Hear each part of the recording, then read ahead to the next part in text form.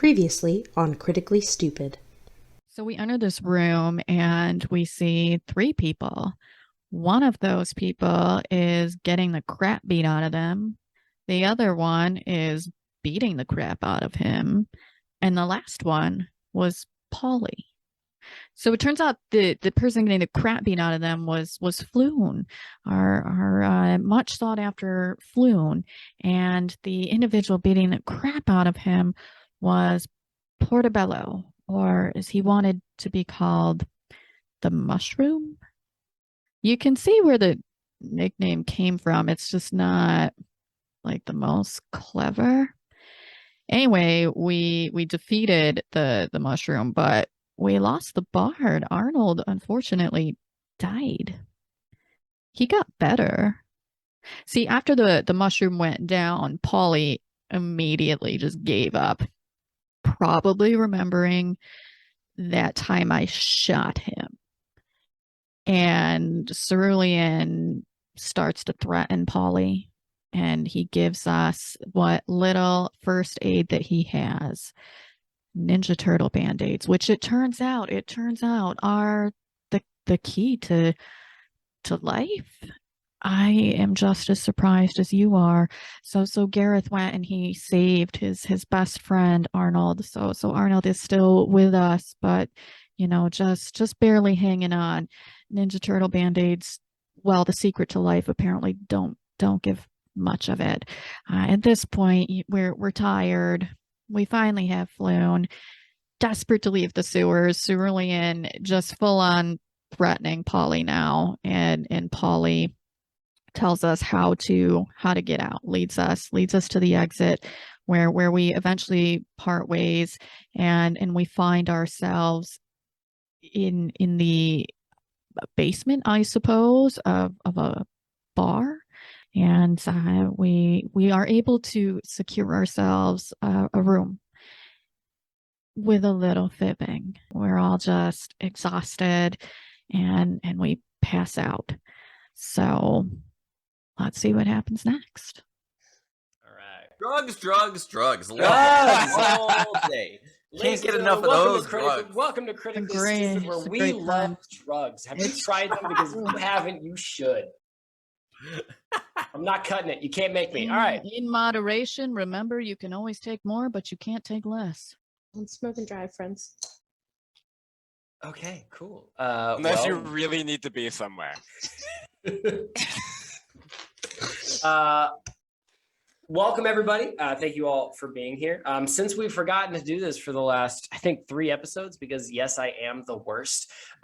Let's go around and introduce ourselves. I will start. My name is Alex. I'm the DM. And my favorite part of last episode was when I almost killed Anthony because I forgot to balance an encounter. My name is Anthony, and my favorite thing about last episode was living a little. I just barely squeaked by, and it reminded me of my real life. I was like, we're supposed to be role-playing. What is this? Like, I'm just This barely must be fun surviving. fantasy. Yeah, so. Saved by Ninja Turtle band-aids, if I recall, which is also kind of like your real life. Kind of like my real life. That's exactly. In this episode, really, the parallels are eerie. In this episode in our fantasy game, I'll be stripping you of your reproductive rights. Wow. Oh, jeez. Oh. Well, I'm Katie. I'm playing Cerulean.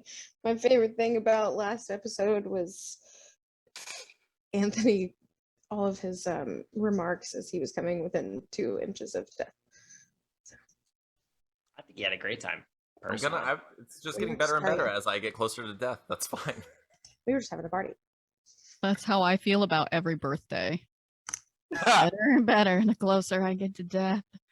It's just, might be depressed, guys. My name is Dianna. I play Mel. My favorite part of last episode was I was rolling real good, just in general. Like I was on fire with the dice. It is not going to happen again, probably, maybe, doubtful, but pretty sure I saved everyone's life. My name is Garion, and I play Gareth. And my favorite thing that happened last episode was when we played Dungeons and Dragons, because it's so fun.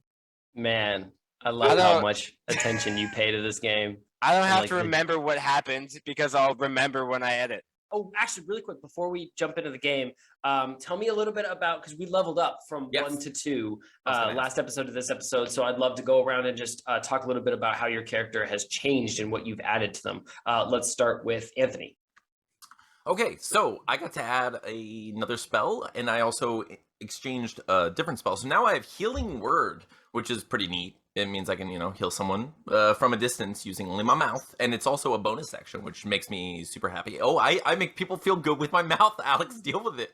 Cool. Do you get to pick the word? Do you get to pick the healing word? I 100% demand that I get to choose everything that happens in this game. I am the DM now. Season control. Coup d'etat.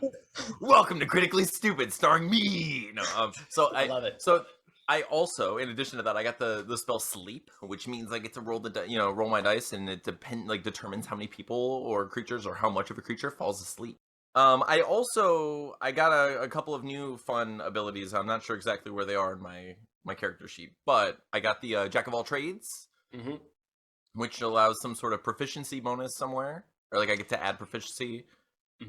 And then what was the other thing? Healing, right? It was when there's a short rest Song of Rest. That's Song of right. Rest. Yes. So when the party takes a short rest, I can use Song of Rest to heal everyone for a little bit.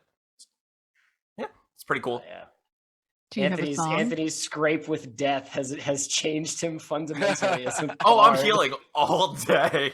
I was like, I am not going out. And then, like, if you're gonna take me out, told you, I'm never leaving this game. You can't kick me out. I'm gonna be a ghost. I'm not re-rolling my character. I am Just ghost Anthony. The only difference between Ghost Anthony and regular Anthony is that Ghost Anthony has 0 HP, so you can't even damage him.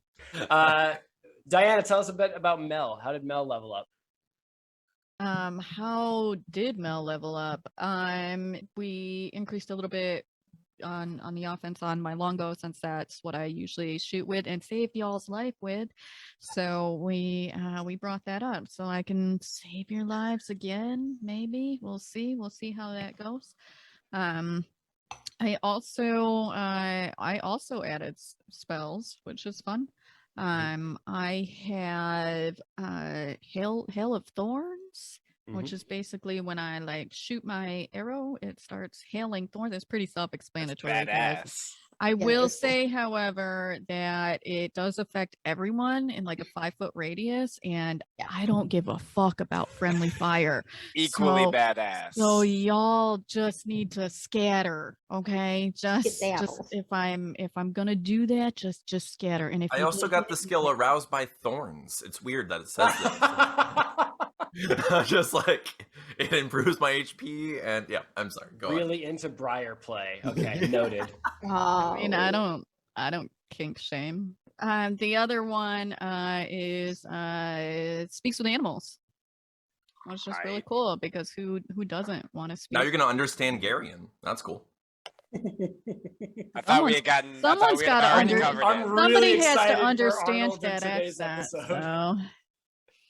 Arnold's coming out with like already bloodied knuckles. You guys are all my favorite. I don't care. Katie, tell us about Cerulean.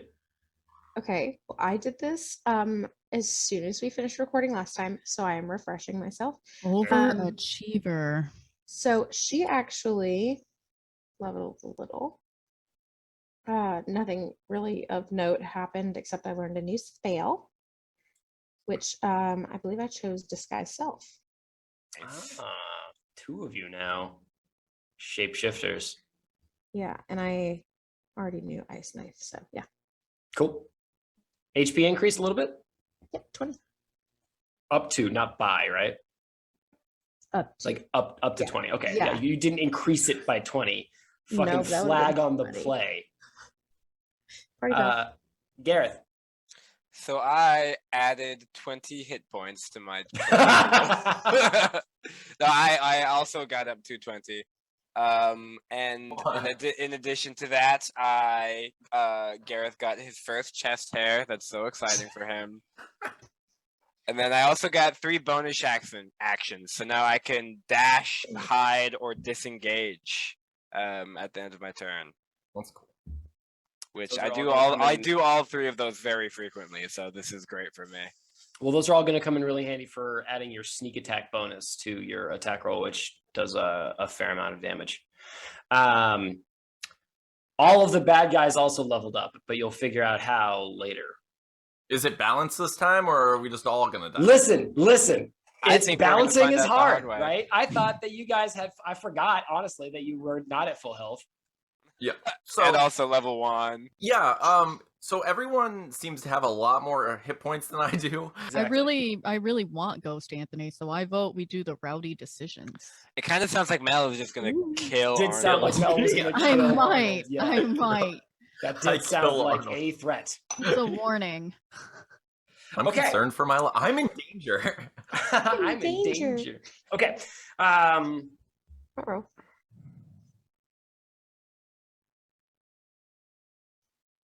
All right. Yeah, that's fine. You are. Froze. I thought he froze. Your I was natural like, like stoic freeze is as good as Diana's like remix. Like, Mine? Yeah. Yeah, every time you like We think all about thought you something, were you frozen. just Like it's like the best most. Katie just waits for me to blink so that it's like proof of life. No, seriously, if you watched, I was going, Yes. I think we were all like, breathe, man. Do it. so when you take someone out of this, as someone who's been drowning, you're like waiting for them to cough up water. We're like, come on! Yeah. Okay. water of life. You are rudely awoken by the sound of a shattering door. As the door to your hotel room that you bartered from this tavern keeper. Yes, Cerulean. We had a watch. Cool. Let me start over. Whoever's watching the door is awoken by the sound of it shattering off the hinges. As a city guardsman basically throws himself into the room and starts grabbing flesh, which is a phrase that I try not to use as often in my day-to-day life. Who's flesh? Who took the second watch? Do we remember? Do we want to make it up on the spot? Let's make it up on the spot. Who took the second watch? Somebody I volunteer. did. Cerulean Yeah. did. Fantastic. Of course, don't you remember? I'm foolish, honestly. So Cerulean, you see the city guardsman like come in and like behind him flooded are other guardsmen, halberd bearing, meaning business. There's no real time for like a what's going on or a negotiation. Everybody is unceremoniously picked up, taken outside. The patrons of this tavern, who are a little bit startled, are all sort of like rubbernecking and watching you all sort of like being embarrassingly taken down these stairs, where you are thrown into wagons and ridden just like off with Skyrim. like so many sacks of flour. I the entire time would have been screaming in Southern Belle. Okay, fantastic. We're gonna smash cut to about, and I would say like half an hour to 45 minutes later. You are in interrogation rooms in a city watch barracks in one of the local sort of what you would imagine precincts. Outside of these, the small fragments of images you caught being hustled from the wagons inside, you caught a green and gold lantern out front that was lit. General sort of like watch stuff, like there was a countertop with people working and like listening to citizens. You were all hustled into back rooms and put in essentially like poorly lit interrogation rooms. You were paired up. It is Arnold and Cerulean, Mel and Floon, and then Gareth, you're by yourself. Surely this will go fine. And you are sort of shackled up and told to keep quiet. So I wake up and I'm just like, ha! I just had the weirdest dream. Kind of like we got kidnapped. Oh, thank God. So I look around and I'm just like, how do we get out of here? Are we trapped? Who's here? I was like, where's my friend? Where's Gary? You mean Gareth? Who the hell is Gary? Yeah, who the hell's Gary? Where's Gareth? All right.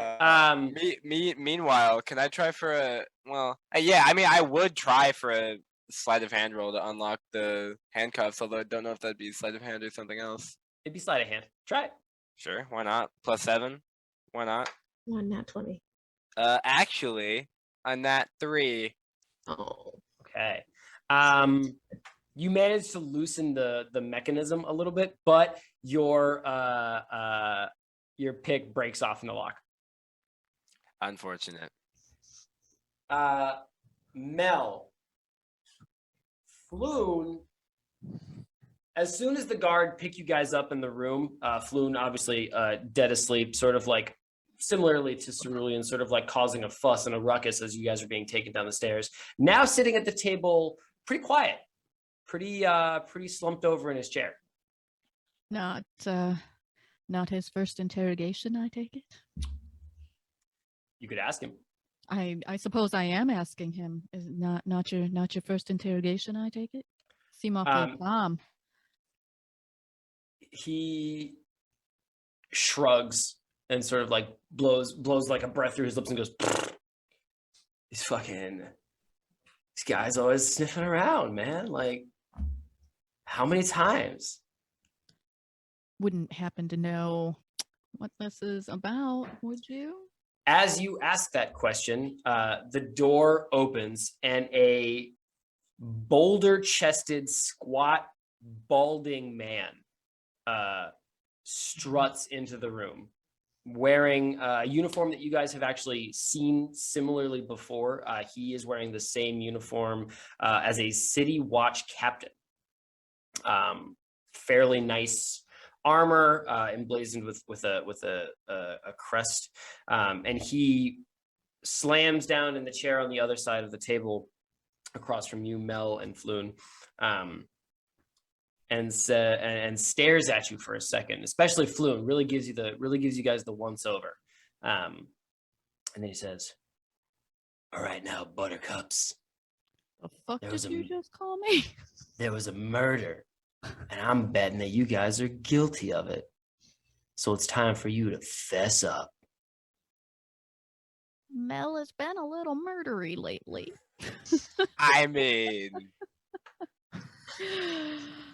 so yeah, probably a little nervous, as I'm not sure who has been murdered. So I assume she says this all out loud to the guard, right? No, not all. That is largely inner monologue. I would say I don't know what you're talking about.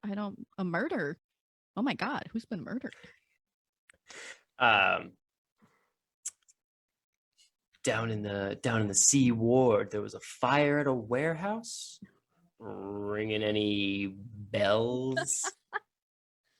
Dead mercenaries on the floor, a couple of arrows stuck in them, and he reaches behind his back and he pulls out a very familiar looking arrow that does have dried blood on it. With a signature. It's got a joke on it. Yeah. The popsicle stick joke. Damn it. Yeah, I knew that would come back to get me. Taps it on the table and says, "Something you want to tell me?" Nope. I want my lawyer. Luckily for us, tonight's not really a night for civil rights. That was a Supreme Court joke. I'm so sorry. I'm obligated to make a couple of those. Like, I do hear that Clarence Thomas pisses his pants on purpose because he likes the warm feeling as it trickles down his leg. That is true. Wow. That is factual. I hate it here. What? He clicks a hand on the table, and you can see his fingers are actually like loaded up with really like a little gaudy looking rings, chunky work, like heavy gold and gemstones that like lack any sort of distinction or subtlety. And he looks at Floon and says, "Well, what about you there, Red Cap? What do you know?" Don't you fuck me on that. And Floon says, "Hey, bro, like, maybe I was sleeping all night, you know? maybe you should consider searching between your butt cheeks. I don't think I've ever heard anyone sound more guilty of anything in my life. Cerulean and Arnold, your door opens. And a tall, almost wispy-looking human sporting peach fuzz that he's carefully curated into like half a beard sort of blows into the room and gently sits down, reaches inside his shirt. He's wearing just like sort of plain clothes, no heavy armor or weapons of any sort. And he pulls out a notebook and he reaches into another pocket and he pulls out a pencil and very carefully licks the pencil, opens the notebook to a blank page and says, excuse me, can I have your names, please? I don't know if we've ever met before. Why don't you start with your name? I'm so sorry. I just need your names for the record, please. He has still not made eye contact with either of you. Do I have enough room to like? Yeah, you can get down there. Like I'm just like trying to look at him. Excuse me. I'm talking to you. Just your names, please, just for the record. Why don't we start with you, sir, over there in the corner? What's your? And I messaged to him, do not give them your real name. You message Cerulean. Arnold, you hear nothing. I hear nothing. Okay. From specifically From Cerulean. Cerulean. Right. You hear like everything else going on in the room. So I look at her. I'm like, I don't know what that face means. I'm not good with facial expression. I need words, Mom. I mean, Cerulean. You see this guy make a quick scratch note, Mom. It's just your names, please, for the record. Just there's a long night ahead of us. If every question takes this long, so like I really just your names, please. I'm Mom. That is okay. I've got it right here. Mom, you can see it on my sheet. Maybe a legal name, just for the sake of variety. Well, since my son already said part of it, Ceruleanica. Nice. Okay. And yourself, sir. Wait, what do you need? I'm confused. Come on, is he gonna hurt me? Why do you want my name? Is it a menu item? Am I not gonna be on the menu? I don't want to be on your menu. What's going on? Are you gonna eat me? What kind of person? This is taking literally forever. And I have several questions that are more important than Okay. that. I am desperately worried about how So long I just say the first thing. I'm like, my name is Getter Thump. Just Get it. You see his brow quirk a little bit, but he nods and writes Getter Thump, just like he wrote Ceruleanica. And he says, thank you so much. Would you mind telling me where both of you were last night? I have it here in my notes that you have rooms in the Yawning Portal. See, I did have a room there. But I didn't stay there. I got a little too at a halfling bar. Is that what it was? And got a little crazy and took a nap there last night. What was the name of the bar? That is a good question. We did a lot of drinking, and I don't know what it was. Okay. Sir, do you remember the name of the bar? do I remember the name of the bar? Would my character remember the? Out of character or out of this character, I don't think I ever actually. I don't think I knew it as far The as halfling bar. Okay, so I will say So I'll say I was just helping with a bunch of rats. If you ask the owner, you'll know that like I was there just helping to defeat some rats, and you know they let us stay for a while. We weren't even gonna stay the whole night, and then you rudely interrupted us. I don't even know where I was. Yeah, so okay, all right. Thank you very much. That's very helpful. Makes a couple more notes, and then looking at his paper, he says, "So, just making sure I've got this right. You helped with some rats. You did some drinking, and then you passed out. Have I got that right?" Yes. So can you explain to me why the halfling woman said that she had never seen you before, the owner of the tavern? It's a little curious. I think if you had been doing some drinking there, doing her a service of cleaning out some rats, maybe she would know your names, which she didn't know. Okay, well, the thing is, if you own a bar, you don't want people to know that you have a bunch of rats. And if we have the reputation of killing a bunch of rats and we're in a building, she's probably going to lie so she can keep up her building. You know, I understand it's not very nice of her, but I got paid. Why else would we be in the room? Did she report that we stole the room? No, she offered us the room in exchange for our business. We did our best. We were there to help. So. Okay. All right. Now that's very good. Thank you. So you were helping this woman all night and morning with her rat problem, I imagine, because she hired your services. She didn't want to have this happen during the daytime, the business hours with the patrons in this bar. So you would know nothing about a potential warehouse fire in the C ward and several murdered mercenaries. Don't you fuck me on this. I'm sorry, did you say murder? I mean, yes, murder. We did some squishing of some rats. That was murderous. So I guess I'm guilty. Murdered some rats. Oh no. All right, Gareth. Your door. Actually, you hear shouting outside. And then your door like busts open. And a dwarf wearing chainmail and a helmet with a mohawk on it. Fuck yeah. Blows in the door and picks up the chair and throws it against the wall and eyeballs you. Says, "All right, lad, what were you yesterday? First of all, Hey, don't fucking lie. Hey, I you lie to me, I'm imagine gonna fucking he's know it." like looking over the table, like Yeah, you can really only see like his like nose and up. But he's like craning his neck, so like you just get a little bit of his face. yesterday was a long day, if I can be frank. The majority was spent in the sewers. The sewers, you say? Yes. That's Everyone else smell interesting. like it? You know, there was a fucking murder in the sea ward the other day, about 15 feet from the sewers. What do you know about that, huh? No, I was in the sea well. I wasn't in the sea world. I was in the sea wells. Listen, I know I'm not from around here, okay? I can't Yeah. fucking... Why don't you enunciate your fucking words, huh? Whoa, sorry. Let's try again. Maybe I'll write it down for you, okay? So your tiny little ears can hear what I'm saying. That's racist, and you know I can't read. Well, Okay. good. Continue. This works out for both of us because I cannot write. That's insensitive. All right, What were you doing down in the sewers? We were following a job, just trying to make some money, looking for a missing person. What job? What missing person? Well, the job was finding a missing person, and the person was missing, so we didn't have much luck. So you didn't find this person? We did not do a very good job, no. I see. Okay. You can see him sort of like visibly calming a little bit. Do I need to be rolling deception? Because we definitely did find the missing person.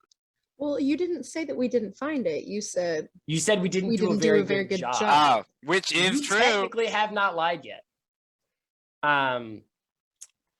So he goes to the side, picks up the chair, puts the chair on the back of the table, sits on the chair and says, I'm sorry for being rude. Normally that's not how I like to do things. Let me introduce myself. My name is Barnabas Blastwind. Hell yeah, love it. My name is Gareth. It was a beautiful scale tactic. It's unfortunately it's a symptom of this line of work. You get it. I mean, people expect me to be the big tough guy, you know, even though I'm quite little. If you can see it, I can't actually see no. You were a giant walking in that door. You know, it's actually very embarrassing. I wear this helmet just so that I can get a couple inches, you know, so people, you know, it's all about the height game in this goddamn town. Boy, if I had a dollar. So just so I've got this straight, you were in the sewers, you were searching for a missing person, yes. You didn't do a very good job, and then how did you end up in the tavern? Well, I mean, I'm going to be honest, this was only our first or second job, me and a couple of my friends, I'm assuming, who are in various rooms in this beautiful facility. It's only our first or second job. We got disheartened very quick. We got bored, we got tired, we got hungry, and there was a tavern nearby with the solution to all three of those problems. He gets up off his chair and walks to the wall. Yeah, exactly. And he slams his fist 3 times against the wall. Mel and Floon and Cerulean and Arnold, you hear 3 knocks on the wall. And in both rooms, both inspectors stand up without another word and walk out. And the doors close behind them. What Gareth didn't think about was that the missing person was also in the room with one of us. Because Gareth and Garion aren't too bright. Ouch. I think Arnold. Actually, everybody give me a perception roll, please. Garion got a 17. 17 for the rogue. I got an 18. 18 for the bard. Cerulean? Cerulean went deaf for a second because she rolled a natural 1. Okay, so you just hear bees somehow. Mel. I also rolled a 1. Okay, so you also hear the bees, right? Everybody hear Wait, these so- bees? Where the bees? I'm allergic. Where are the bees? Technically, I don't have my technically it's EpiPen. a +1, so I got a 2. So Nah, dog. If you roll maybe one, a that's little it. bit You don't fewer bees. modify a That's all one. I'm saying. All I'm saying is like maybe not as many bees. A scant handful of bees. Okay. Gareth and Arnold, you catch whispers of a conversation outside your doors. You hear a decidedly Scottish brogue start murmuring about sewers. Sewers. It's a very distinct word. So you hear this gruff voice, sort of like. I mean, I don't hear shit, but does You hear bees. Just focus on the bees. So you hear bees, but Arnold and I, however. And then there's a moment of silence. And then Mel and Floon, into your room walks a tall, spindly human with peach fuzz blonde hair. And he closes the door very carefully behind him, sits in the chair, reaches inside his shirt, pulls out a notebook, opens the notebook to a blank page, reaches into another pocket and pulls out a pencil and asks, can I please have your names for the record? And who are you? Just your names, please. You first. While he's doing this in Cerulean and Arnold's room, the door slams open and a 3-foot nothing dwarf in a mohawk helmet struts in, picks up the chair, throws it against the wall, and says, "Where were you last nights?"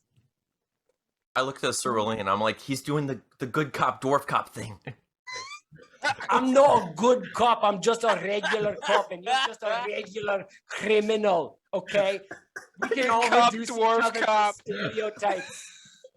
And then Cerulean just looks at him, doesn't even acknowledge this guy. Like, probably jumped a little bit when he threw the chair, but outside of that, doesn't even acknowledge his existence. Looks at Arnold and says, "Honey, it's always the little ones you gotta look out for." Now, are you jerking my chain right now? Okay, my name is Barnabas Blastwind. Okay, and I am a 4th generation city.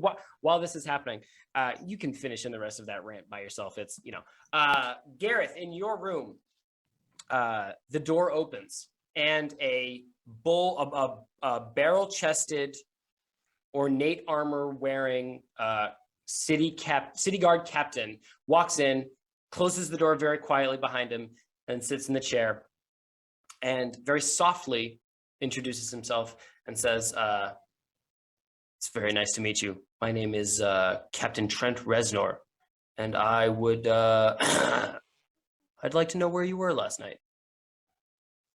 Oh God, I wish I knew more about Reznor so I could make a joke about it, but I don't. Fuck. Okay. Well, like I told the little man. Oh, sorry, don't tell him I said that. He'll get mad at me. Like I told the dwarf. I agree. He is a prickly pear. Oh, that Barnabas. You could say he's short-tempered. Hey, these guys, I like my criminals with a little bit of humor. you know? Criminals, not yet. We're not guilty yet. Anyway, I was in the sewers most of the day. We ended up in a tavern when Sewers. we got bored. Okay. And what exactly were you doing in the sewers? Looking for a missing person. And who is this? That's, Who is hired this for a missing job. person? I'm going to be honest. Not sure if you talked to her or not, but the bookkeeping is mostly done by the nice motherly lady. I'm not really sure. I was just told to look for a missing person. Anyone who looked like they were missing. Anyone who looked like they were missing, were you given, I don't know, a detail, a single one? Yeah. I don't remember it though. Okay.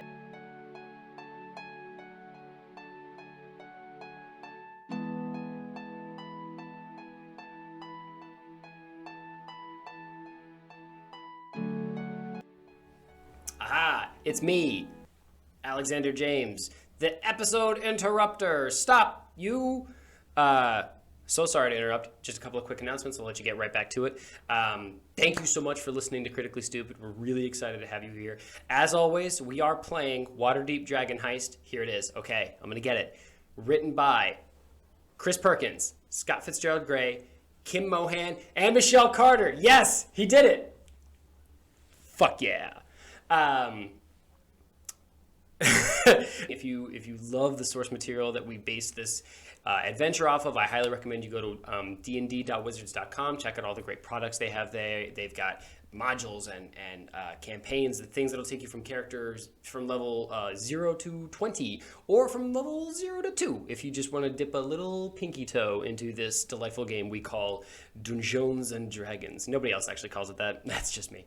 If you are enjoying the show, please let us know on our YouTube or Spotify channels. We don't pay to advertise this at all because we're just 5 dipshits who have real jobs in the real world, and this is just something we're doing for fun and for you guys. So leave us a comment, leave us a like, let us know what you think. If you'd like to end up as a character on the show, you can tweet us at CritStupid. I need a lot of names kind of ready at hand because these 4 ding-dongs get into a bunch of like scenarios I don't exactly have planned out all the way, so it's nice to have interesting characters that I can throw at them, and I love using names from our little community. So if you would like to hear yourself as a dwarf with a penchant for belts, let me know and I'll make it work.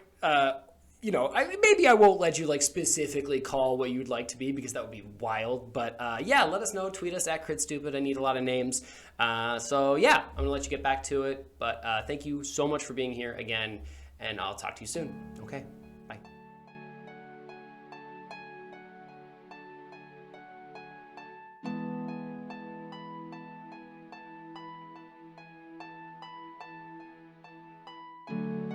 This goes on for a little bit until cerulean. Odds or evens? Evens. Ooh. In Cerulean and Arnold's room, the pale, wispy human with the peach fuzz beard. No, shit, I'm so sorry. I got that wrong. The captain, Trent Reznor, comes back into your room. And into Cerulean and Arnold's room. And with no ado, sits down and says, "Did you find a stone in your time in the sewers? Don't lie to me. Listen. I know you're lying to me. That's whatever. You're going to face trial for your crimes. That's fine. These things happen. Did you find a stone?" Okay, well, pause and a stop, sir. First off, I didn't do anything. Secondly, there's lots of rocks in a freaking sewer. What are you talking about? No, listen. And he leans in and gets really intent.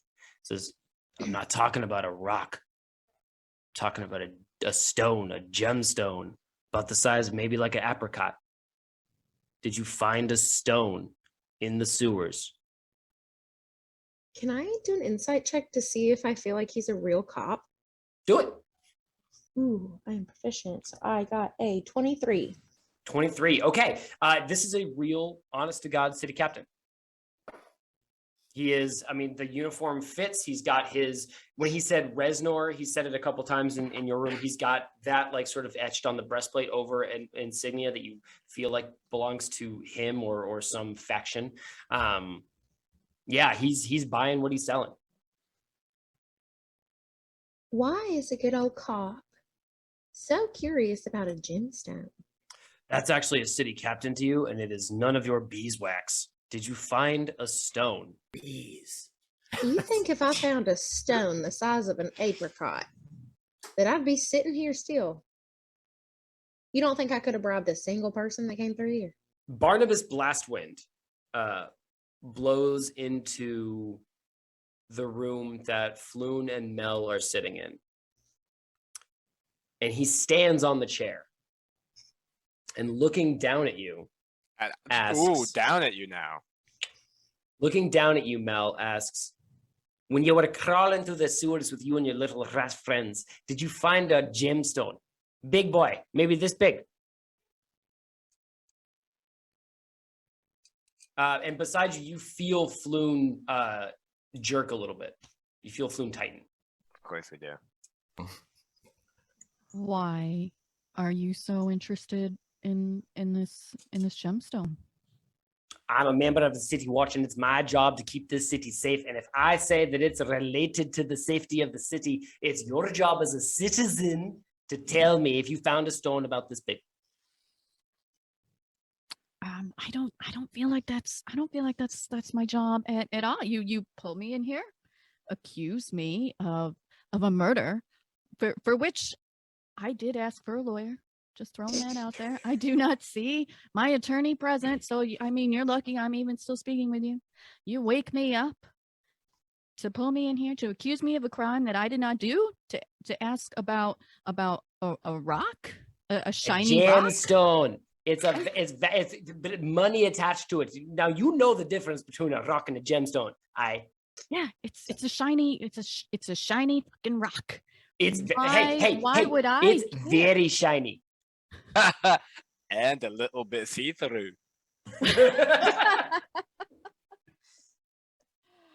Okay. Mel, beside you, Floon is like digging the fingernails of one hand into the skin of his palm. Pretty tight. Almost like he's trying to press something in or hold something back. I bet Floon sucks at poker. Oh, right? Like I'm trying to cover for him here. Come on. And Barnabas Blastwind looks over and says, "Hey, what about you, Redcap? Did you find a stone down at your time in the sewers?" And Floon goes, "Gosh, man, you know it's those sewers there's lots of rocks down there." And he affects this like ridiculous falsetto that Barnabas is like, "That's not what you sound like. I've listened to you speak." What is it, the gingerbread man? Mickey Mouse. And Floon Oh, says, I can't say that. We'll get sued. Yeah. Floon says, "I mean, there were lots of rocks, and we saw them, and I'm sorry if we left them there. And we didn't take them with us, and I'm sorry if we were supposed to. I just want to go home. I've had mac and cheese on the stove for like 4 hours.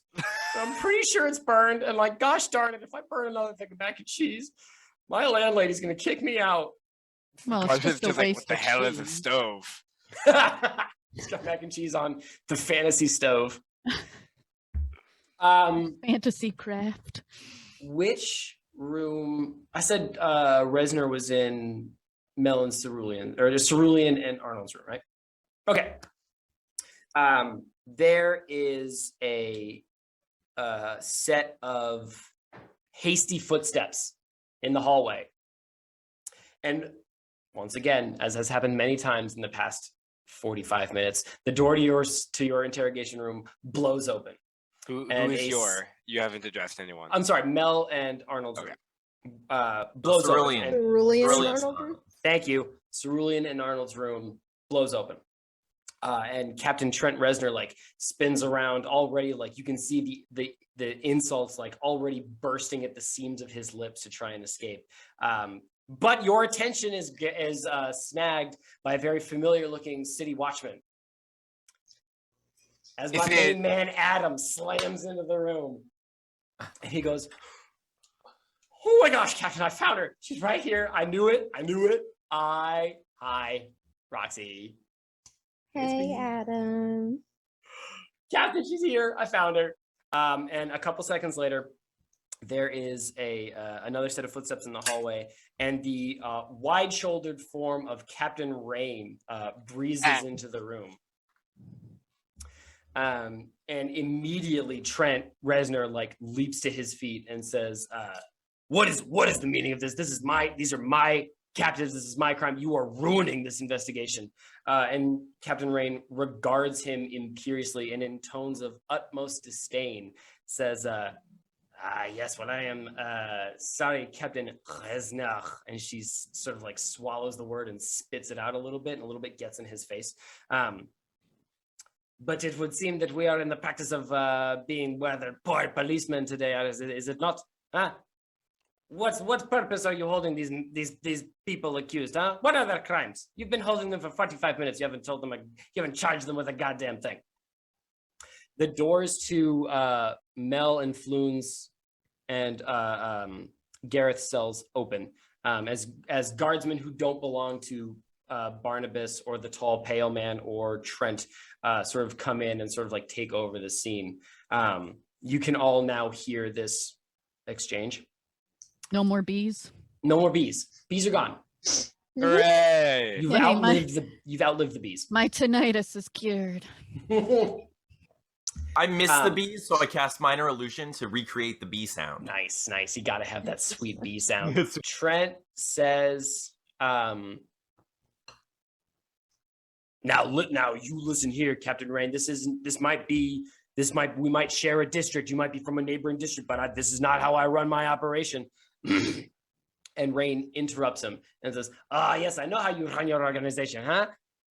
Maybe I go to Commandant Jaskin and I tell him about how a series of patrols went mysteriously missing from the Sea Ward, huh? Maybe I get him to investigate your search records and ask questions about why the patrols in the docks were mysteriously missing last night. And Trent's face like gets really red and he stutters a couple of words before I think he like pulls his like cape behind him imperiously and like struts out of the room and like makes a sharp gesture at the other two, Barnabas and the tall pale human, who walk out. And before they leave, Captain Rain stops them and says, excuse me, I'm taking over this investigation and I would require your notes. I would require all your information. You are not leaving this place with the information you have stolen from these innocent citizens. Huh? And there's a brief exchange as the Barnabas and the pale man sort of give the information that they've gotten over the last couple of minutes. Trent doesn't say a word. Trent is sulking in the corner. And then the three of them leave, and Captain Rain orders the guardsmen to release you from your bonds and says that you can go. And she apologizes profusely for this confusion. So real quick, I assume I was also questioned about the gemstone. Mm-hmm. Yes. Okay, cool. I also assume that you would have equally nothing to say because you have no idea what I'm talking about. And so I assume we're still hanging out with Captain Rain. Yeah, that one. Rain. It's not hard. Yeah, Rain. It's in the back of your throat. Okay, you do it all the time. Okay. But she is still hanging out with us, right? We're not exactly private. Yeah. Okay. And Adam rolls up and says, hi, Roxy. Hey, Adam. It's really good to see you. It's so good to see you. You have no idea how happy I was when your adorable face walked through that door. So what are you doing here? Like, this is crazy. I know. These people broke into our hotel room and just took us, didn't ask us any questions. I heard about that. I heard that Captain Rain said that was illegal and that they can't do that because I talked to you last night and you said that you were innocent and I believe you. Well, that's all we need, really. Thank you so much, Adam. I shake his hand. There is a You assume her to be a lieutenant. She's wearing nicer armor than Adam, but not quite as nice as Rain. And she is reading the notebook that the pale man with peach fuzz handed over. And she asks, who's Roxy? I've got a getter thump, which I'm pretty sure is that fucking crackpot drunkard that we arrest every other week for gambling fraud. Ceruleanica, and then a bunch of squiggles that's either somebody's names or no names. I don't have a Roxy here. She's Okay, Roxy. I'm so- Ceruleanica. Give me a deception check real quick. Oh shit. Actually, Cerulean, you roll one too. Is that the 20? That's the 20. Holy shit, Bessie, that was some quick thinking. Ooh, wow, it was dirty 20. Okay. No way. Y'all, my heart. Plus deception, that is 16. 16. Okay. All right. I think that's good enough.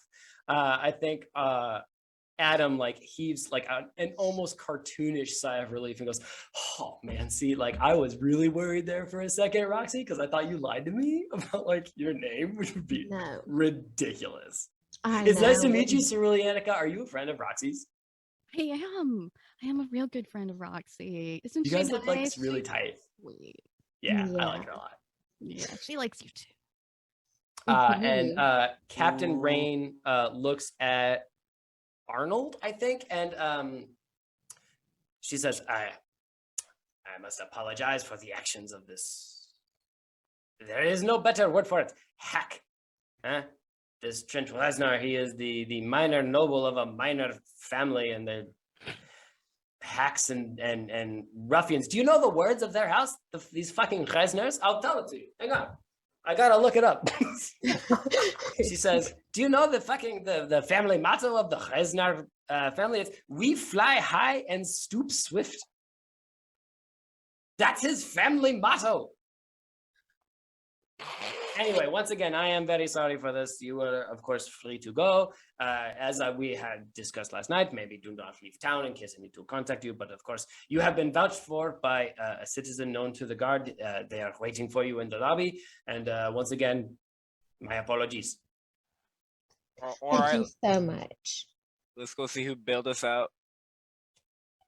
And as you leave, I think Adam like grabs, like touches Cerulean's shoulder really politely, and he goes, "Excuse me, Miss Roxy, if maybe do you think that sometime we could get some soup?" I think, Adam, that would be lovely. I've got a couple of things I need to do around here, and then where can I find you?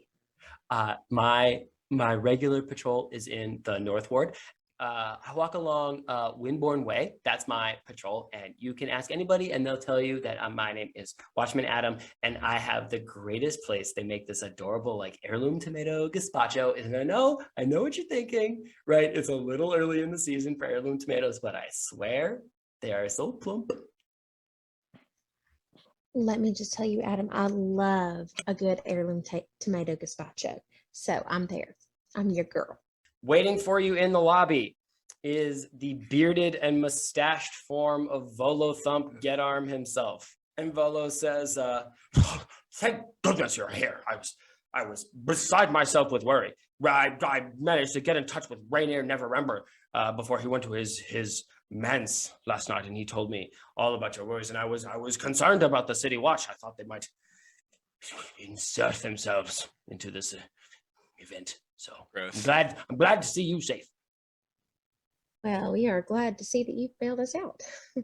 Thank you very much. Well, actually, point of order. I just vouched for you for the city guard. I find myself a little strapped did- for coin. Oh, well, that's such a huge bummer for you, considering the coin you owe us for taking the job.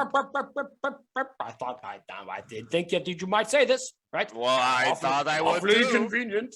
Awfully convenient for someone to run out of coin before you finished a contract, huh? But I think I've got a form of payment I do believe would be very satisfactory for you. Oh, I sure hope it's money. We're gonna cut to the North Ward. where Adam does his watch. Yes. Oh, she keeps those notes. Oh She my keeps god, we're those visiting him notes. on work. Oh, they're gonna go on their soup day, guys. So the city of Waterdeep is punctuated by several landmarks that you notice as you sort of walk past them. The first is Mount Waterdeep, which is a mountain on the western edge of the city as it sort of like ends in the coastline. On this Mount Waterdeep is built the castle, and that's a very dramatic sort of scene as you roll past it. But there are huge, like several story tall statues punched throughout this city in various forms of decay and repose and various positions. Near the statue of a towering sword maiden, we're talking like maybe 6 stories tall. She's wearing plate armor and she's dragging a sword behind her. The sword itself is like, I don't know, 80 feet long. Badass. Volo pulls you into, I mean, there's no better way to describe it. Like the shittiest alley and side street you've ever seen in your life. The buildings are all like stacked on top of each other. What little greenery there is dominated on one corner by one building, and it's like patchwork grass that dogs have been peeing and pooping on for like God knows how many years. So it's like dead and yellow in places. Most of the buildings are actually in fairly good repair, but the one on the corner by this patch of grass is like, maybe it was nice once upon a time, but like it is literally dilapidated. The boards are falling apart. There's a turret like roof that might have been cool at one point, but like there are obviously like holes in it that birds are roosting in. You see a couple of crows come in and out. And the windows are boarded up, and even the boards on the windows are falling apart. And Volo stops in front of this building and gestures proudly and says, "Well, what do you think? Huh?" Volo, you're taking us to a crack house. Oh, you shouldn't have. Unless it comes with the crack, this ain't worth shit. And we're back Now- to talking about drugs. I listen. I Full know. circle. I know. It looks a little rough and ruddy. It looks a little rough and ready. I understand this. Rough and Maybe it doesn't tumble. even look ready. Okay, I get it. But listen, a spackle of paint, right? You maybe put a little work into her. You're looking at the busiest tavern in water. Oh, I see. So A what I'm- spackle of paint, a little touch up here or there, entirely new foundation, new walls, new ceiling, brand new interior. Perfect, Volo. Just What full I'm on hearing- HGTV special on this thing. What I'm hearing is there's going to be a TLC wagon coming right behind us. And you're giving us a brand new house renovated from top to bottom. He fiddles in his bag and pulls out a sealed scroll that looks really fresh, like really fresh. And he says somewhat timidly, I was participating in a game of cards last night, and Lady Fortune, don't you know, it always has her say, and I was unfortunate to start, but I saved it there at the end, and I managed to secure the deed to this. Now listen, the name is very intriguing, right? I think you're very much going to like it. There's a history here. And I mean, like Trollskull Manor it's a well-established place of business, and listen, in this part of the city, real estate does not come cheap. Now, just to confirm real quick, you gambled away our money for the job, lost it, and then gained it back in the form of this ruin. An equivalent exchange. I'm glad that you noticed this. Yes, a currency in one form is as good as currency in another. Notably not what I said. Cerulean looks at this place on the corner. Does she know anything about the general market value from around, like in this general area? I mean, sort of putting together like the streets you've passed. This is a fairly bustling part of town. There's a lot of you passed a lot of like trade houses and other taverns, businesses. There are people on the streets, not this one, but like close by. And this is a sizable house. I mean, we're talking like 4 stories, takes up like the corner property. So like it's a big spot. It is also like low key a dump. So like he's trying to. I'm thinking They're like a Trollskull Zillow Manor? page. that you can, like, Yeah, take the a Redfin look agent at. is actually going to be there in a couple of minutes. Here's what I'm thinking. If we turn this into a tavern, this is probably old enough that we can be the first one to come up with having a flag for our restaurant. That'll be revolutionary. Okay, all right. That's forward thinking. I like Forward it. Forward thinking. But also, I'm- is it called the like Trollskull Manor? Is that Trollskull what the Manor. Well, that is whatever the we name. want to call it. If Well, it's the name on the deed that Volo offers you is Trollskull Manor. And that's Is there kinda anything sick. to verify that the Trollskull Manor is also this building that we're looking at? Yes, there is a sign that's sort of like peeling Plaque. off the door, and like the letters are faded and cracked with age, but it does say Trollskull over the top. That's badass. Is it unlocked? I assume it's unlocked since it's a dump, right? We could, quite frankly, no. walk through a broken window. Yeah, the door is actually locked, like with a deadbolt, but like pushing the other side of it, like it almost peels off the hinges. Like I a just or- get like a super excited and I orange peel. run into the room. I'm like, I want to go my room. Which one's my room? And I just get like really excited. Okay. Anthony, or Arnold, you slam inside, and you bust into like a dark and dusty great room. There are the Guys, this room is pretty good. this. Can I throw my dancing lights up so we can see it? Sure. Like a Yeah. party, like a disco ball. Wait. This make 'em this one room big- is like you see the termite riddled studs that might have once supported like a long bar. In the center of the room is a literal hole in the floor that maybe you could envision being like a stone rung fireplace. There is on one wall, so there's like a staircase leading into the upstairs behind the bar, but like mounted behind the what used to be the bar, but beneath the staircase is what looks to be an honest to God troll skull. That's Which is- tight. But isn't that horrible? Like, no, that's good. Never mind. Yeah, trolls suck shit. What matters in this moment is like this is what Volo is offering you as exchange for finding Floon, because he straight up cannot pay you. Is Floon still with us? Oh yeah, Floon is with you, and he actually You know, looks we're at this like, building, we're like Is there holding him by the dilapidated- collar It's just until that we agree on Like this. I have questions for Floon. That's all. I We have can- we'll questions, have time for but that. I'm a little distracted. but Floon looks at this building. He's like, "Whoa, dude, it's like huge. Like, good luck heating that bitch in the winter." You know what I mean? I'm sure you'll be able to help us. You guys What? get it? Oh, hey. That's a marijuana reference. I get that. What's with all the drug talk today, guys? It's a little too easy if I can Like, be I frank. know things are real bleak right now, but God. Arnold, did you continue exploring, or did you limit yourself to the Yeah, first no, I want to continue exploring. Like, as I look around, I'm like, this place is amazing. The only thing that's missing is, and then I do my minor illusion to make the bee sound again. Bees! Can I also be running around with Arnold like the 2 children in the movie when like it's the beginning of a horror movie when a family moves in and the kids are like running around. Hell yeah. Okay, so you're. Yes. Go ahead. No. I was gonna say, so what do I see? Because I would like to go upstairs if possible. If they're like, can you traverse Oh Oh, these stairs? is Like, there a basement? How terrible? Do I have to roll to get up the stairs? Are they that destroyed? Is there Oh, the this- acrobatics roll to go upstairs? Yeah. The stairs are intact. I would warn you to stay away from the literal hole in the floor, Yes. because as Gareth passes it, you can see into the basement from it, and it's about 15 feet, and it will hurt. Can Gareth go explore the basement the hard way? The fast way. It's a fast travel. The express route.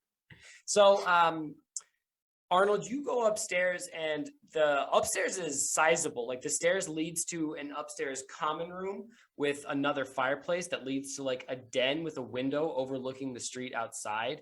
There are at least 2 bedrooms with like floor to ceiling windows and like curtains that were once curtains but are now like moth-eaten rags. However, you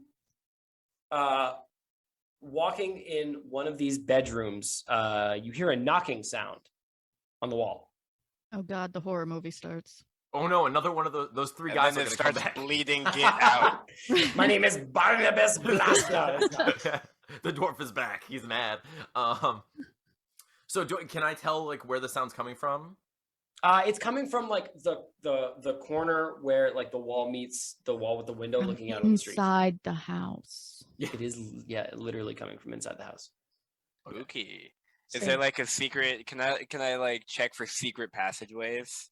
Only if Arnold tells you that he heard this. Yeah. Like, I don't know so how tight are you guys staying as you explore? I mean, I think he has explored upstairs and I explored downstairs. That's So I okay. don't think we're close to each other. Then we'll get to you in a second, Okay. Gareth. Yeah. So I explore, like I approach the sound and I'm like, oh, and I just kind of like slowly look around to see, what. The room is empty. There's, I mean, this is a really, really old bedroom, so there's a lot of like debris and dust on the floor and like bits and bobs, but there's nothing in here. Okay. And you said there was a window? Boarded up, yes, in the wall. Oh, it's But, boarded like, up. Okay. Yeah. There are cracks in the board, so like if you feel if you peer through, you feel like you could get a glimpse of like what it looks at. Judging on like where it is in the building, you feel like it looks out over the grassy sort of what once was maybe a yard. Okay. But so is there anything else in the room that I think might have caused the sound at all? No? Okay. Negative. So I turn around and I just kind of yell, guys, I hear this!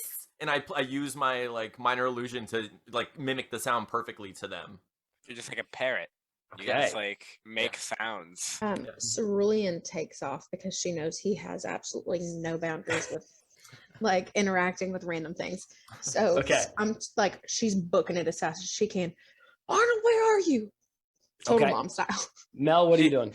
I have questions. I would like to know what happened. Why is this abandoned and low key? Is it haunted? Okay. Volo answers you. It says, "Well, I had those same questions myself, young Miss Lady. It's a curious case of the damnedest thing because, as I said, real estate in this region is popping off, as the children say. And, Yes, inflation. Yes, it's rampant here. You know, and so a piece of real estate like this should cost 100,000 dragons, but I wanted it a song, and I inquired to the master who gambled it. I said, hey man, what's the deal? And he simply said he was looking to offload it quickly. There's the most curious facet of Waterdeep, I tell you, is the currency of nobles, buying and selling to support their titles and their houses. Ooh, all of this nonsense. I don't remember which nobleman I won it from, but I assure you, one of them. And as such, comes with good repute. You hear Gareth like yell from the basement. The more you talk, the less I trust you. Gareth, actually, we're going to cut. Mel, I'm not forgetting you. I just want to address Gareth really quick. So, Gareth, you find a trap door to the basement behind the bar. Hell yeah. You don't And have you- to fall down the hole to get there. This is Don't- so exciting. You can open it, and it opens to a very dark stone-cut stairway in the rock leading down to the sewer. Spooky. Yeah. Into the Down to sewer? No, into the cellar. Sorry. Oh, Should've been okay. sewer. Then yeah, in that case I'm going in. For sure. Okay. It leads to like a sort of like rock-bound room that smells of like old stagnant water and Dude. like. Do I have like a torch or a candle of sorts? I imagine you have like a torch from you've all got adventuring kits, sort Okay. of like Everybody's Everybody's got a torture candle. I was like, torture candle. what kind of candle? Like, I'm gonna get you. If you've never used one, I recommend it. Yes. Okay. So Gareth, you click on this candle and you're peering around, and it is an old cellar. The hole in the ceiling is actually further up than it looks. It's not 15 feet; it's more like 20 feet. Oh, damn. You didn't really realize that the staircase brought you that far down. Yeah, good thing I but took the stairs. that hole in the ceiling does not illuminate this room at all. Like, it's almost pitch black. Okay. There's some ruined wood framing that maybe held like kegs a long time ago. Nice. there's like a little tiny door in the wall that you feel like might lead to like maybe like a wine antechamber or like something else back there. Cool dungeon. But your attention is grabbed by a single cup on the floor that is sitting Okay. upright as you walk down. Is it full? It's not. It's empty.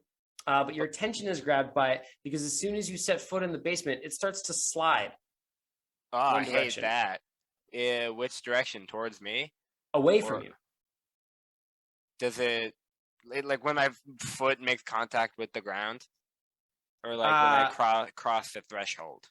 When you cross the threshold into the cellar, If I uncross it, like go back into the stairwell, does it stop moving? it does. I test this out. I like stick a hand in there. I'll stick a foot in there, see if it moves. He's doing the hokey pokey with this cup. I was and just Yes, about to literally doing say. the Yeah, hokey correct. It only moves when you set a foot on the floor. It turns Okay. itself about. And And then I handstand on my way over there. No, I'm kidding. as you're sort of playing this game, you notice that the cup is shifting its pattern a little bit. So it's not just a straight line. It's not just a straight line away from you. It moves away from you, and then it moves to the right. And then moves a little bit down. Arnold, in your room, you hear Cerulean sort of like shouting for you as she moves through the hall. In a panic. You hear a subtle scraping sound coming from the room that you're standing in. And Cerulean, I think you bust into this room like as this is sort of like happening, maybe like midway through. You see a shard of what you assume to be like a plate or like debris sort of pick itself up from the ground and start tracing a pattern in the dust. Do I And it see forms- what that pattern is? Yes. It Is it forms, what I think it is? Little spoked wheel? No, it forms an L and an E and an A, and you see this piece of shattered pottery start tracing the word "leave." Of course. Is the Garrett, knew wall's it gonna was start talking. bleeding and it's gonna start spelling "get out" too? Gareth, the trap door to the bar to the cellar closes. Hilarious. I assume the hole in the ceiling is still above me, right? Correct. Okay, Gareth is gonna like shout out, I need somebody smarter than me down here. I don't understand what's happening. I'm No, upstairs, so I wouldn't Yeah, hear Mel, it. he's talking to you. I just kind No. of shout whoever is in earshot. Oh, okay. Well, smarter me is not gonna go down there. Then we're both trapped, home slice. That's I mean, just you could just like yell through the hole in the ceiling. yes, obviously. Just saying. Well, So Cerulean saw what was happening in her room too, though, right? Yes.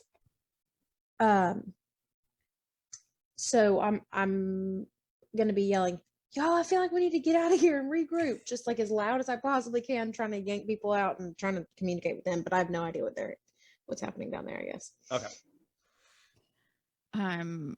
And since you're hollering up at me, I guess I'll holler down. What are you talking about? What's going on? Get back up here. What's the problem? well, the cup is moving and also the door closed behind me, and I'm assuming that wasn't you. It was not. You assume correctly. I assume you like tried to open it again. Like, you turned the knob. Not yet. I've been really laser focused on this magic cup. Well, I didn't know. I mean, you got to ask the basics. Sometimes people don't think of the basics, like the computer. Did you turn it off Okay. and back on again? All right. So you're Computer starting. is- So I'm with what's his fuck still? Volo thump. Yes. And actually, behind you, you hear a voice say, "Whoa, haunted house, man." I knew Oh, it and was Floon. I haunted. forgot about Floon. Oh, I knew Floon was there because I have questions for him. I knew this place was haunted. Just so you know, that's why it was steal. That's why it was a steal. So I'm gonna talk to what's fuck and did you know anything about this? What the hell is going on? Yeah, we've been exploring the new house for less than 6 minutes, and we've already observed 2 different hauntings. I know that's what I'm saying. What? Is this your first time here? Has anything crazy happened? Hell yeah, drop that beat, bestie. Sing. Oh, did it do it sing. again? Volo says, he sort of like stutters and says, I'm sure it was just an accident. Young rapscallion, maybe try pushing the door. I think it was just gravity. Okay, well, then Gareth will go and attempt to open the door back to the main floor here. The door opens. Ah, very cool. What is that expectation subversion?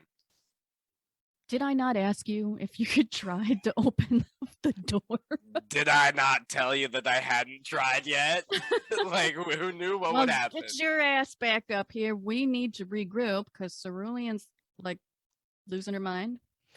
And everyone needs to come back down to where we are in the center. So I assume you're yelling that. Yes. So I am like grabbing Arnold by the back of the shirt and like dragging him out of this room.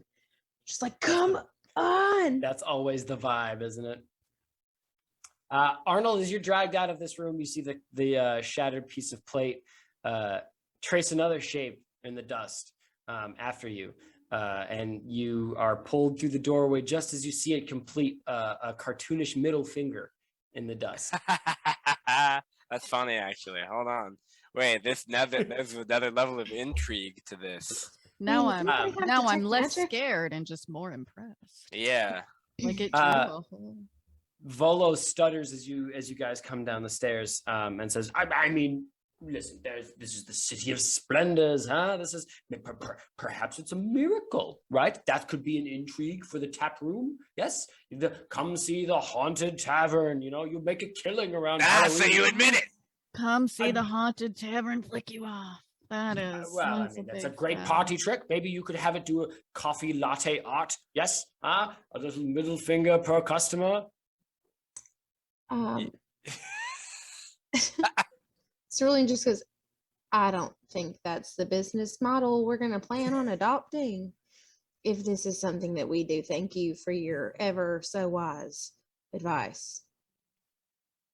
Are we exiting the building? I would. I don't want to exit the building. I'm like, there are ghosts. No, yeah. And I just, At this point, escape Cerulean, Gareth and I is run just back like- upstairs and I look for more rooms. I'm like, I'm like, that one's mean. Is there another one? Maybe one wants to be my friend. This is awesome. Like, Right, this is like the coolest thing I've ever seen in my life. I didn't know there were ghosts. At this point, Gareth is just like tunnel vision on this cup. He's just like looking through the floor at the cup. He's like, I gotta fucking. I'll send a light down just because I'm watching his eyes. I'm gonna send a light down to follow this cup. We're Hell gonna yeah. we're gonna I'm sacrifice Arnold.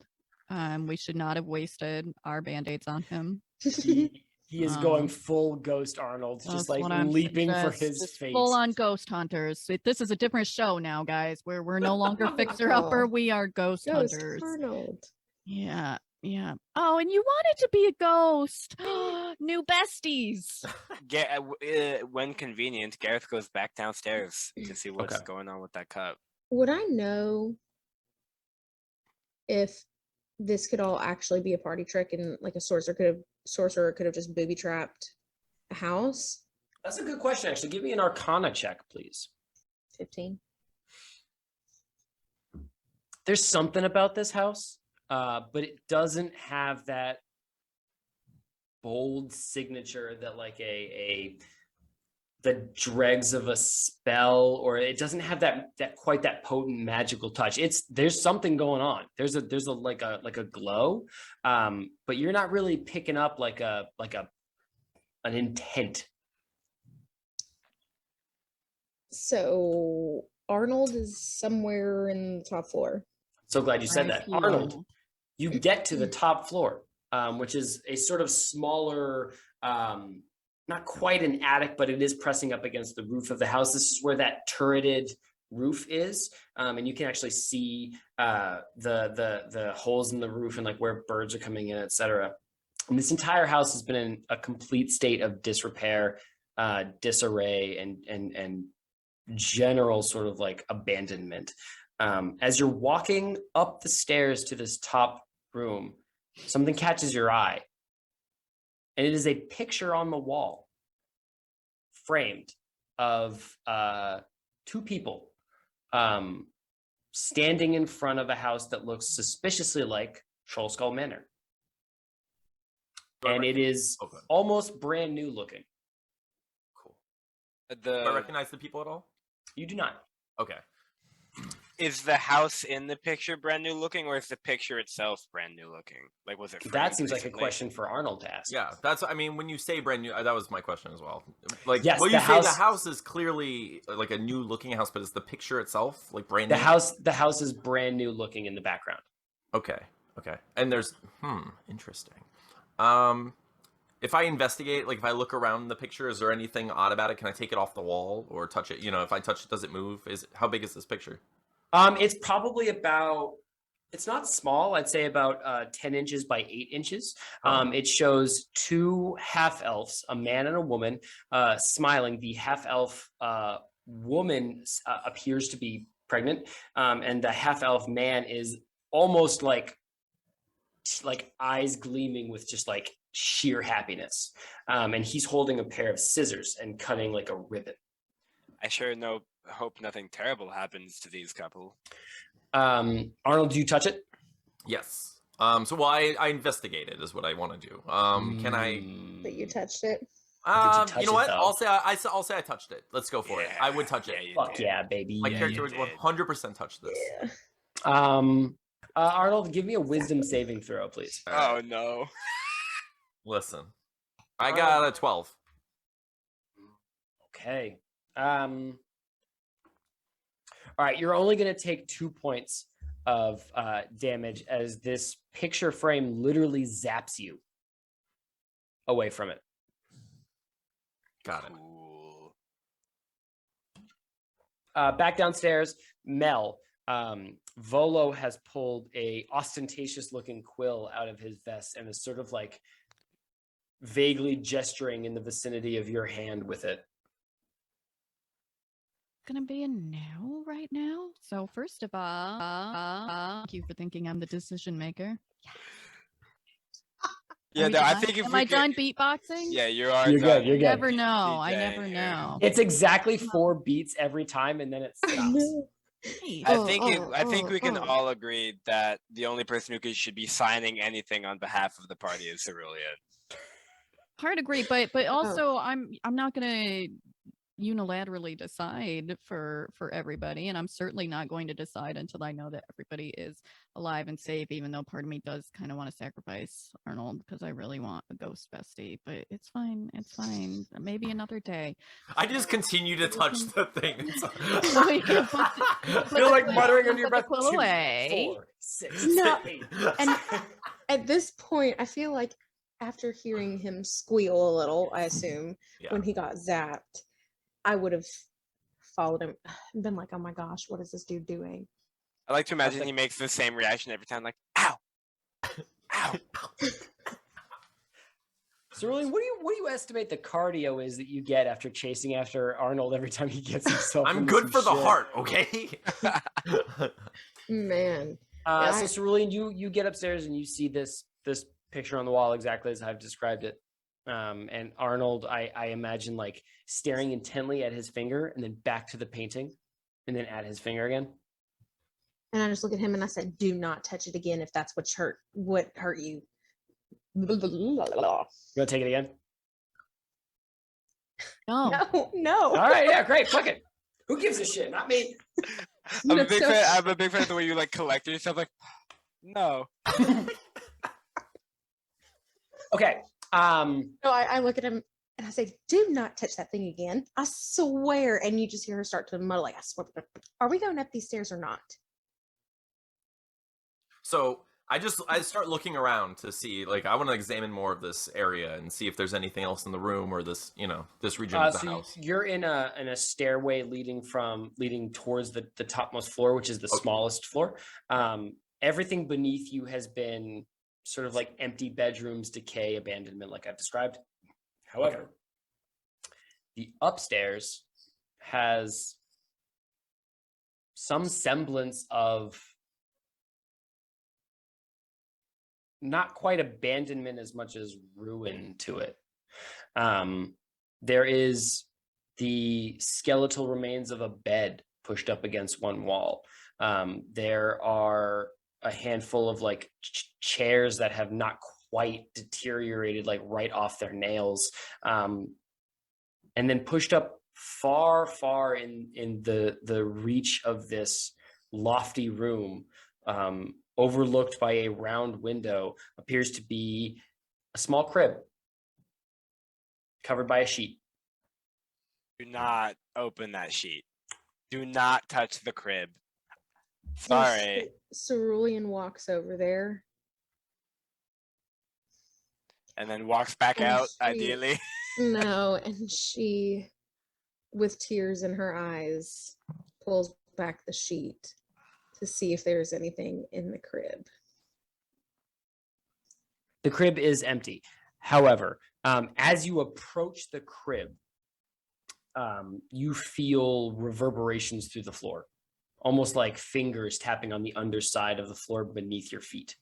And as you reach for the sheet covering the crib, the timber along the top of the house almost like squeals as it almost like tightens, and you feel the entire roof shudder.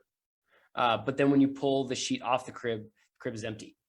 And surprisingly well preserved, especially compared to the rest of the house. It's a nice crib, with white sheets that are made and clearly have never been slept in, and a little tiny pillow.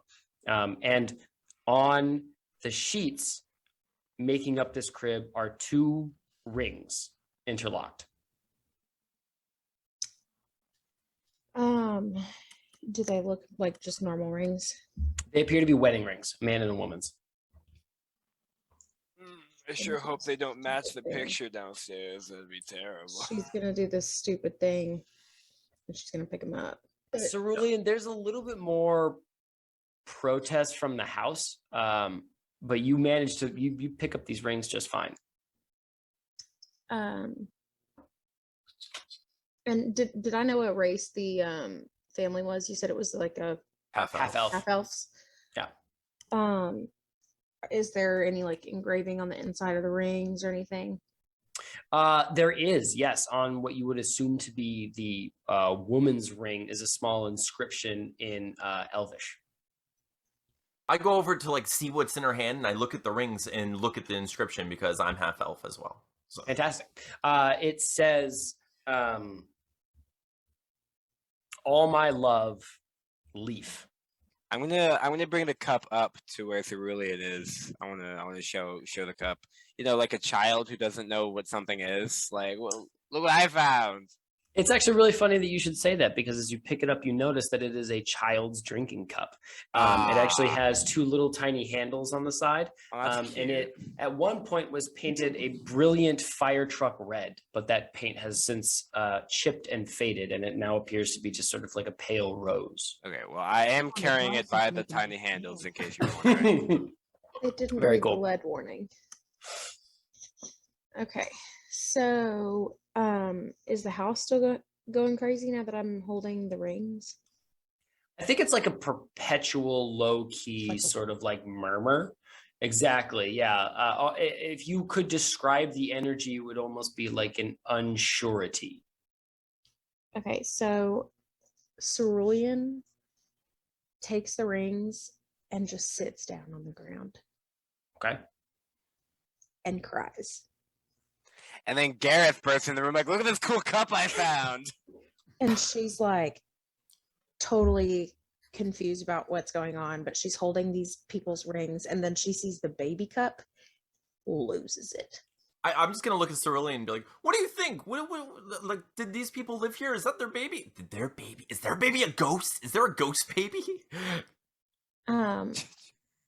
Cerulean just kind of like tries to gather herself for a second.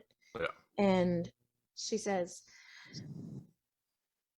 I imagine this is what it would feel like if you're unsure of somebody and you want to protect your baby. Okay.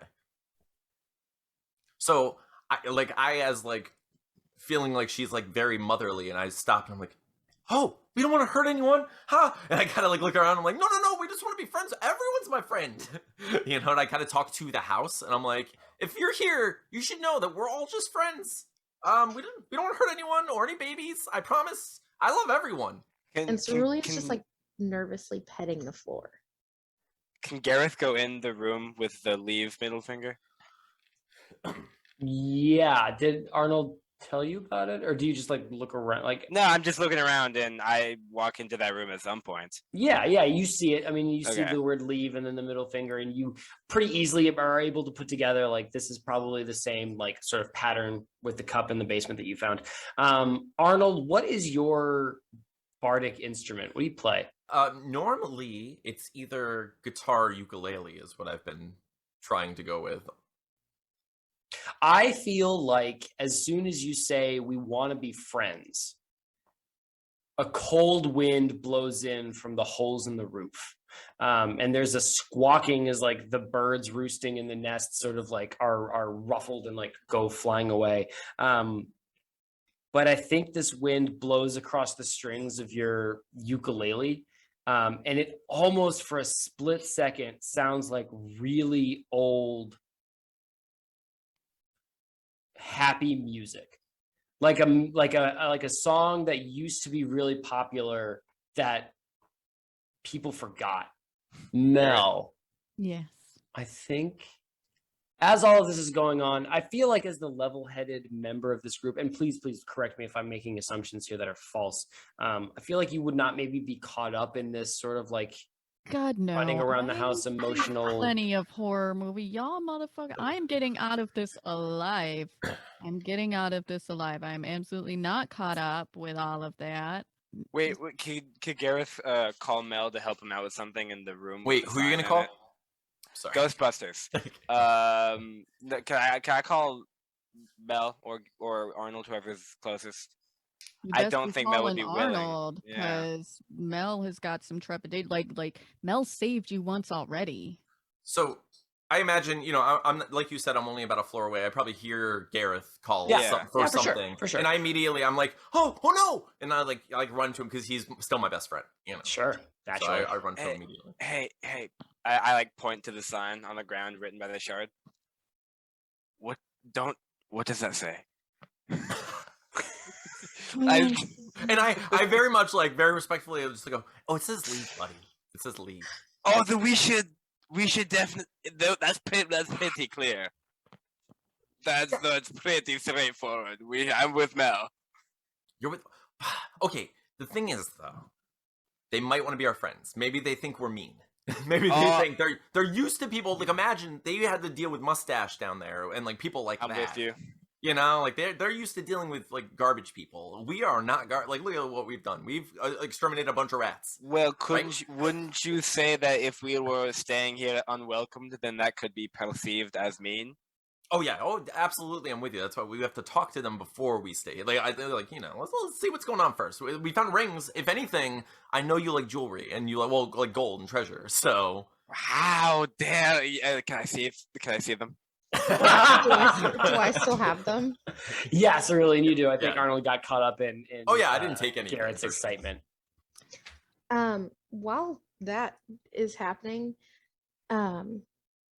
Cerulean's gonna try talking to the house.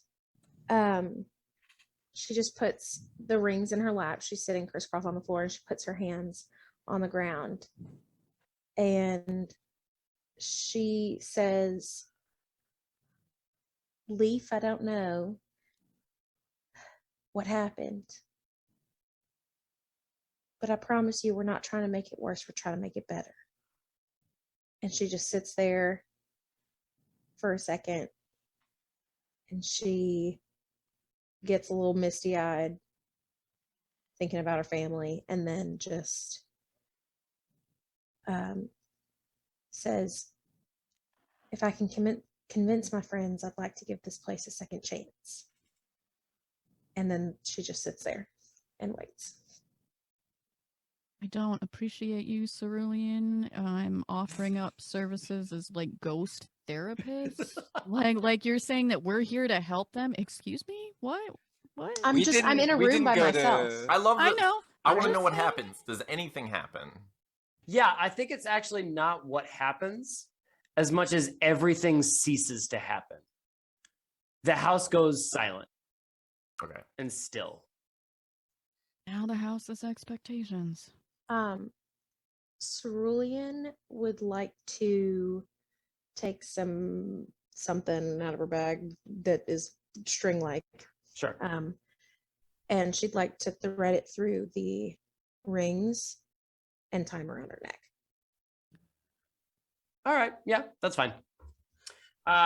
Mel, downstairs in the tap room, Volo is, I think anxious would be the best word to describe it. Like he's sort of like, I mean, if there's nothing else, I think we've all established what a great house this is, and I'm actually past due for a brunch.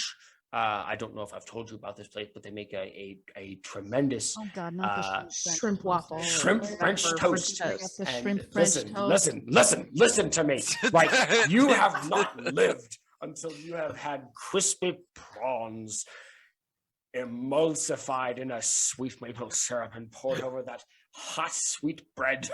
Look, Have you considered emulsifying yourself in a real job? if the house got real angry again just now, I would understand because that's how I feel about shrimp French toast. I demand that if we make it to episode 50, we all have to eat shrimp French toast. Oh. Holy shit! Imagine us doing this successfully for 50 episodes. I know, but like, Maybe we'll get a better rhythm. Cerulean at this point, after the house chilled, would have just solemnly walked down the stairs and said, "Come on, guys, let's go." Okay, cool. Mel, I'm gonna focus on you and Volo and Floon for a little Yeah. bit because I want to know what you guys are up to. So shrimp French toast sounds Shrimp disgusting. French toast.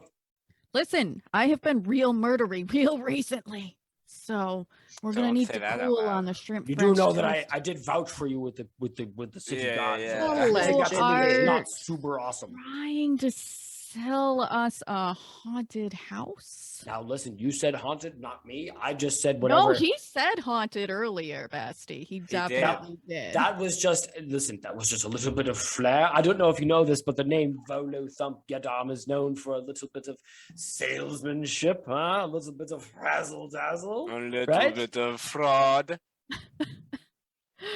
I didn't say it. Somebody else did. If you would sign this deed, either you were the one that you all call mother, and I could go on my way. This is a fair deal for a contract that you successfully fulfilled. And Floon to the side is like, I mean, like, bro, this sounds pretty tight. I could look fish here, guys. Do I hear the end of the conversation, or what do you think? I feel like unless you all are doing something specific, I feel like everybody sort of like gathers back in the main room. Because I think that we're gonna have to discuss if we want the haunted Exactly. house or not.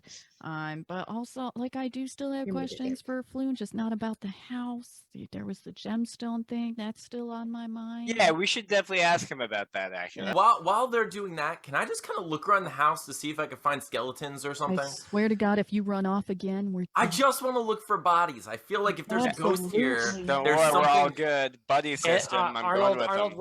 roll an up and down investigations check. Let's do this real All right. quick. Cool. Hang on, let's see. Skills, investigation, got it. We're gonna put you on a leash. toddler leash? Good grief! Yes. All right. One of the backpack ones. I got 17. Okay, no bodies. Mel.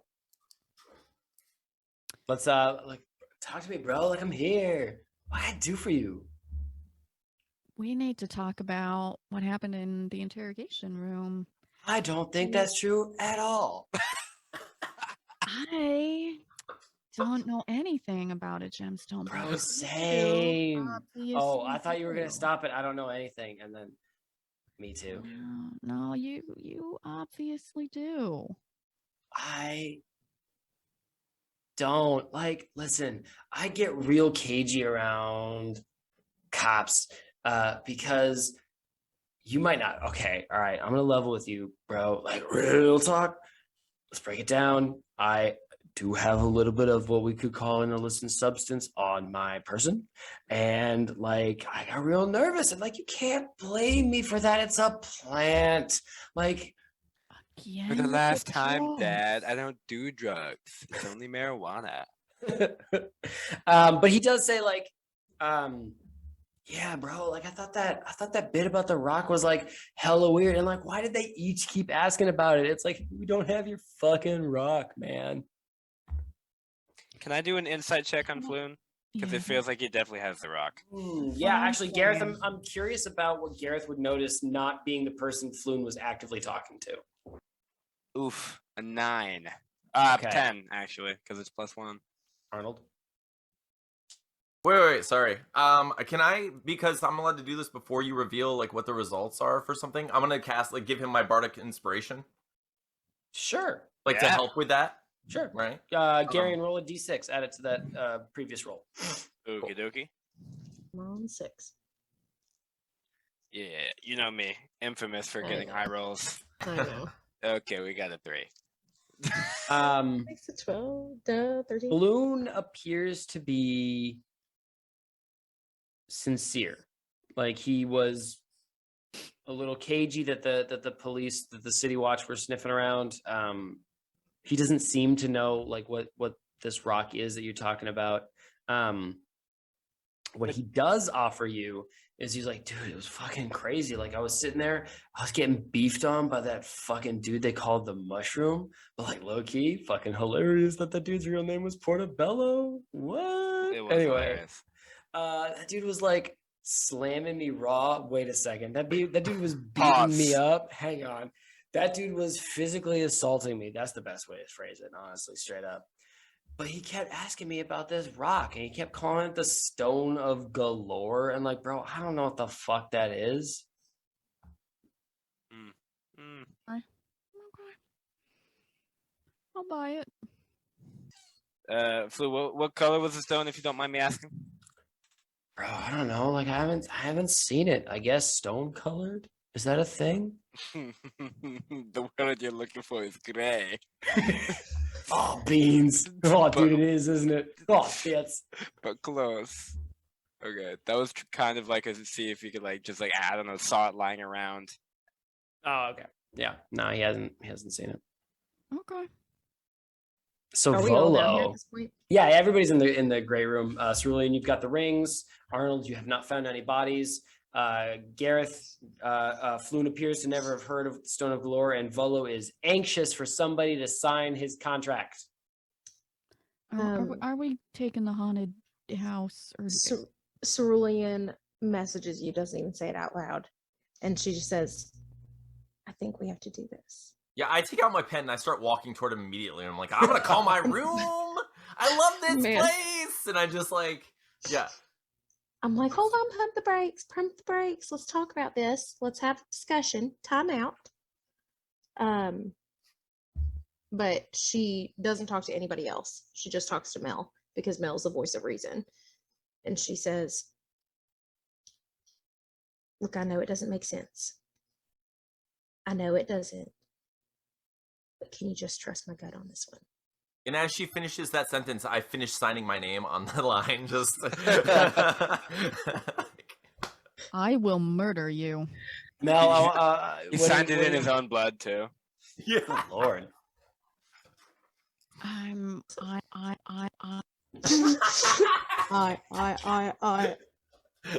The episode title is just I. yeah. I don't love it, but I am going to trust you, and I will hold you directly responsible if I get murdered by a ghost. That is on my list of ways I don't want to die. I keep a list that's pretty high up there, so I will haunt the fuck out of you.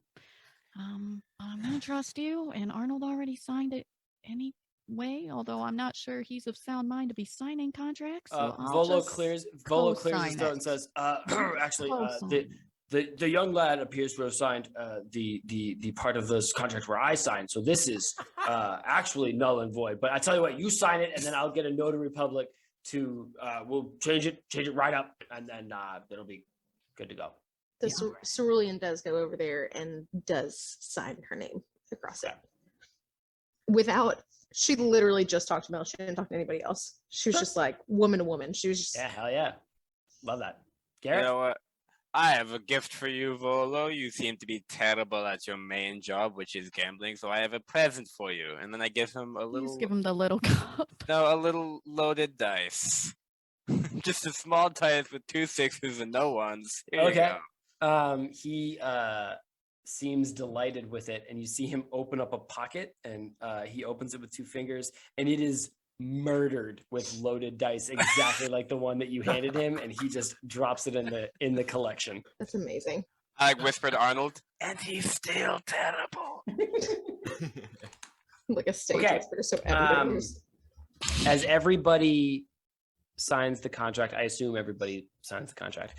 The last pen flourish that scratches across the parchment, there is a heavy set slam that resounds through the house, almost like all of the doors have either closed or Swear to opened at God, once. Cerulean.